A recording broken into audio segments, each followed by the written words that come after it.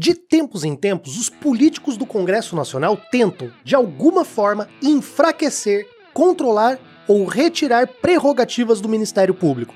Já foi assim com a PEC 37, em 2011, e está acontecendo novamente neste ano de 2021, com a PEC 05. Para entendermos por que o Ministério Público é alvo dessas investidas por parte dos parlamentares, é preciso entender o que é o Ministério Público e o que ele faz. Vamos nessa?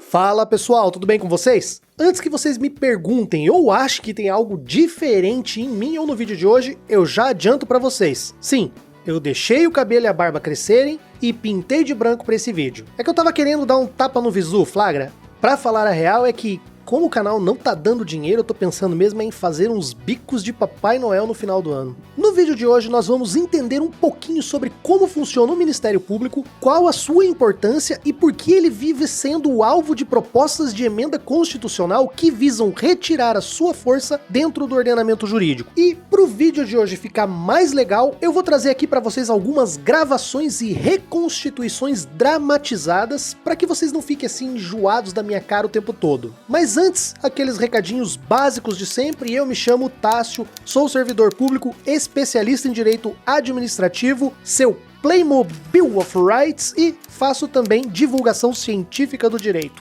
Se você ainda não é inscrito no canal, peço que se inscreva para ajudar o nosso crescimento. Se você gostar desse vídeo, curta, compartilhe e comente. E se você quiser nos ajudar ainda mais, você pode se tornar um membro do canal. O botão Seja Membro está aí embaixo. Se você preferir nos ajudar de outra forma, você pode também fazer um Pix de qualquer valor. A chave é essa que está aparecendo na tela nesse momento. Para entendermos a importância do Ministério Público dentro da nossa sociedade e dentro da nossa Constituição, é preciso fazer um pequeno apanhado histórico das conquistas e evoluções da sociedade e do direito nos últimos séculos. Até 300, 200 anos atrás, a sociedade vivia sob as ordens e a vontade soberana dos reis e imperadores que, de certa forma, não eram só o Estado, mas eram também o direito. As pessoas, em sua maioria trabalhadores pobres das cidades e dos campos, não eram livres nem para escolher os seus governantes. Com o Iluminismo e as revoluções, especialmente a Revolução Francesa,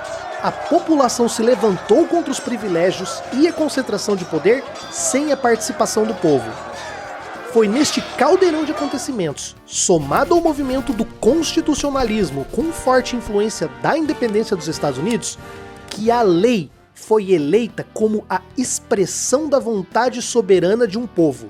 A partir de agora, nenhum homem está acima da lei. E foi na esteira desses movimentos que vieram aquilo que muitos dos estudiosos do direito chamam de direitos de primeira geração, ou, inspirados no lema da Revolução Francesa, os direitos à liberdade. Agora, as pessoas eram livres para se manifestar, para se associar e para escolherem os seus governantes. Só que naquela época, as diferenças e as desigualdades sociais eram muito mais acentuadas do que são hoje, e isso criava distorções muito graves. E olha que se hoje já é horrível, você consegue imaginar sendo pior? Apesar de todos serem livres, apenas as pessoas ricas tinham acesso à saúde e à educação. A maioria das pessoas não tinham condições de pagar por um tratamento médico e, para piorar, ainda precisavam se submeter a condições e jornadas de trabalho cruéis e insalubres.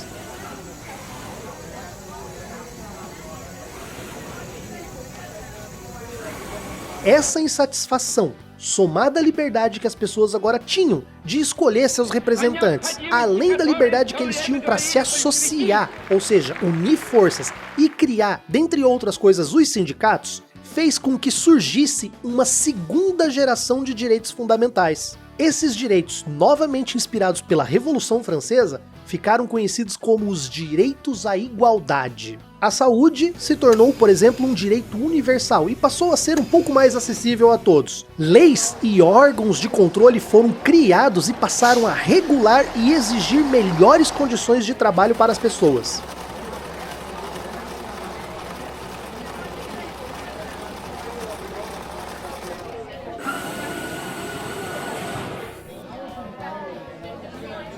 Além disso, os direitos à educação, à cultura e ao lazer também passaram a ser protegidos e garantidos pela legislação dentro dessa nossa segunda geração de direitos.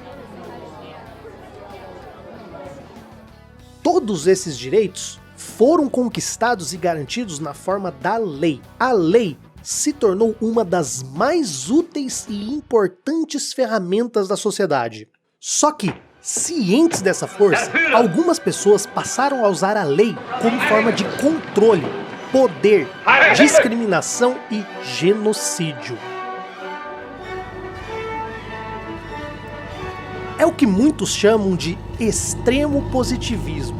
O conteúdo moral e ético das normas são ignorados. A lei se torna o chicote do carrasco e muitas pessoas morrem em razão dela. Foi só depois dos horrores que a nossa história vivenciou na metade do século passado que muitos pensadores e operadores do direito passaram a se preocupar com o conteúdo ético das leis. E não só o conteúdo, mas também a dar valor e reconhecer os princípios que permeiam uma sociedade mais solidária. E é aí que nós tivemos uma terceira geração de direitos que ainda não terminamos de implementar em toda a sua potencialidade. Na verdade, nem a segunda geração, nem a primeira estão completamente implementados, que fecha aí o caso do lema da Revolução Francesa, o direito à fraternidade. Liberdade, igualdade e fraternidade. Dentro dessa geração, passaram a ser protegidas pelas legislações o direito a um meio ambiente equilibrado, a comunicação, o direito à paz, o direito ao desenvolvimento, ao progresso e também o direito à probidade, isso é, o direito de ter um governo honesto. E o que é que o Ministério Público tem a ver com isso? Tudo, absolutamente tudo. Segundo os artigos 127 e 129 da nossa Constituição Federal, cabe ao Ministério Público a defesa da ordem pública, do regime democrático e também a defesa dos interesses e garantias das 3 gerações de direitos que nós falamos. É o promotor de justiça, procurador da República ou procurador de justiça, que são os nomes dos cargos dos membros do Ministério Público, que defendem junto ao Poder Judiciário a manutenção de todos esses nossos direitos. Tá, agora você me pergunta, e por que é que o Ministério Público então acaba sendo alvo dessas tentativas de enfraquecimento? Lembra quando nós falamos que o progresso e a probidade, isso é, a honestidade dos governantes, são direitos de terceira geração? Como é que você acha que esses direitos nossos são roubados? Como é que você acha que eles são violados? Exatamente, meus jovens padawans, pela corrupção, desonestidade e ineficiência dos agentes públicos. E como é que o Ministério Público defende esses direitos? Investigando e entrando com as ações civis e penais. O Ministério Público não é o único órgão que pode conduzir essas investigações. Para esse fim, existe especificamente tanto a Polícia Civil quanto a Polícia Federal. Só que essas duas polícias estão ligadas ao Poder Executivo, ou seja, elas estão sob a autoridade do governador do estado, no caso da Polícia Civil, e do presidente da República, no caso da Polícia Federal. Por essa razão, é que muitas vezes esses órgãos não possuem independência nem autonomia para investigarem a fundo, exatamente porque muitas vezes isso pode colidir com os interesses desses políticos. E tá aí o Bolsonaro que não nos deixa mentir, não é mesmo? E como funciona a investigação do Ministério Público? Acho que seria legal a gente dar uma olhada num caso hipotético. O que vocês acham? Normalmente, o promotor de justiça recebe em seu gabinete uma denúncia, muitas vezes com documentos e gravações. A primeira coisa que o promotor vai fazer é analisar essa denúncia, ver se ela contém indícios de irregularidade.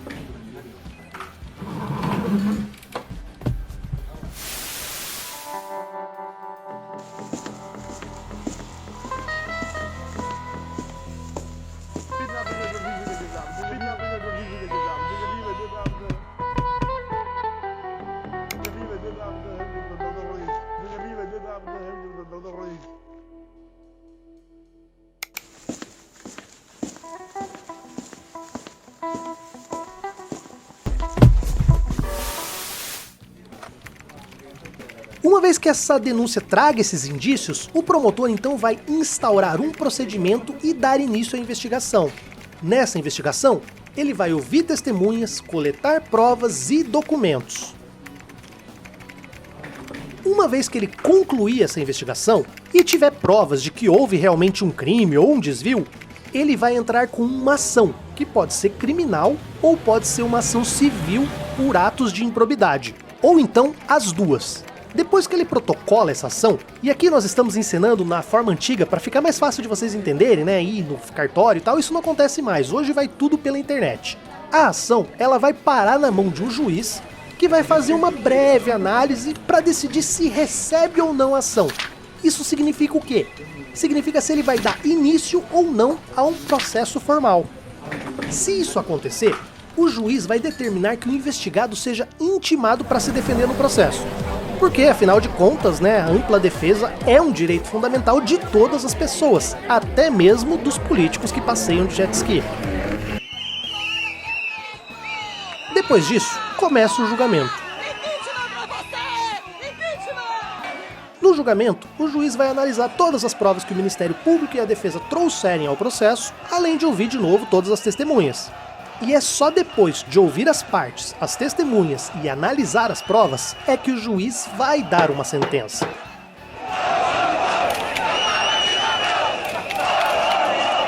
E essa sentença pode, eventualmente, se a pessoa realmente for culpada, determinar a restrição de direitos desse político, como, por exemplo, a demissão do cargo, a devolução dos valores desviados, o pagamento de uma multa e até mesmo a perda da liberdade. Tá entendendo por que o Ministério Público incomoda muito? Sem um Ministério Público independente e sem as prerrogativas para investigar, a impunidade vai ser ainda maior do que já é hoje. Isso significa que não existem abusos por parte de quem investiga? Não. A própria Lava Jato está aí para mostrar que dentro do Ministério Público, assim como em qualquer outra instituição, há bons e há maus profissionais. Só que já existem hoje mecanismos de controle e de adequação do Ministério Público. Já existe uma corregedoria e também um Conselho Nacional do Ministério Público, que pode investigar e punir esses membros por condutas inadequadas. Ah tá, beleza então, me diz aí, por que é que os procuradores da Lava Jato não foram punidos?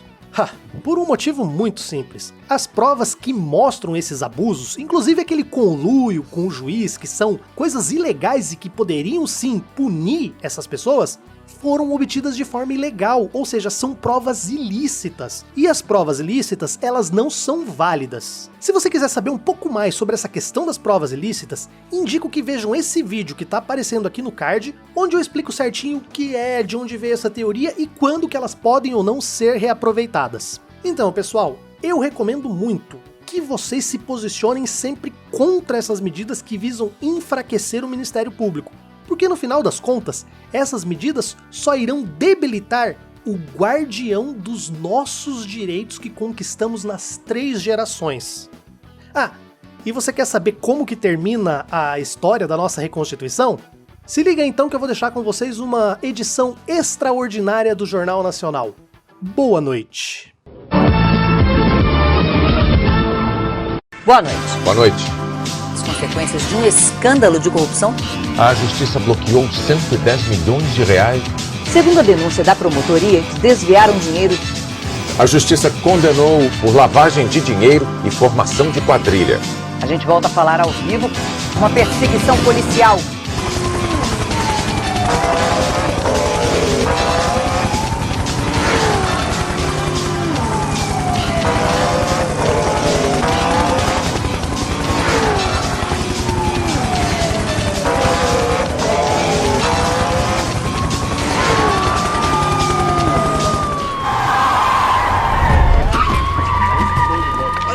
Vai subir ninguém! Vai subir ninguém! Todo mundo aí quietinho aí! Não vai subir ninguém!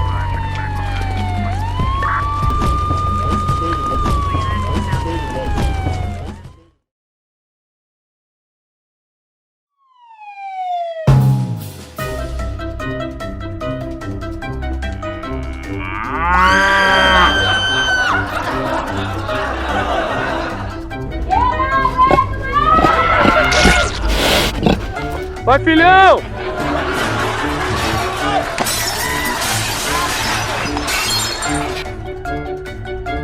câmera! Ensaiando! Tá doendo, é? Tá doendo! Vou! Corta! chão! Tá doendo desse peito.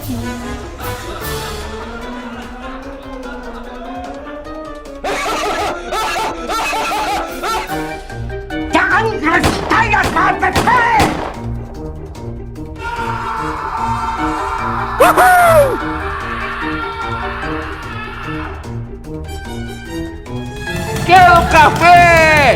Quero café!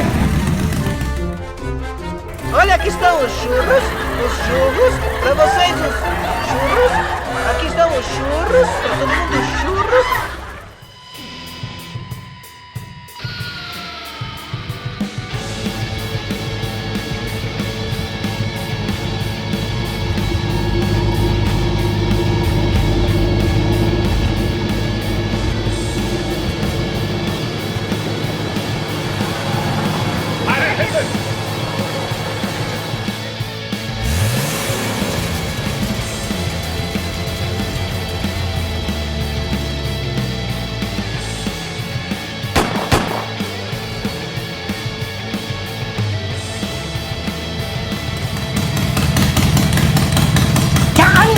Tiger Carpet Fair!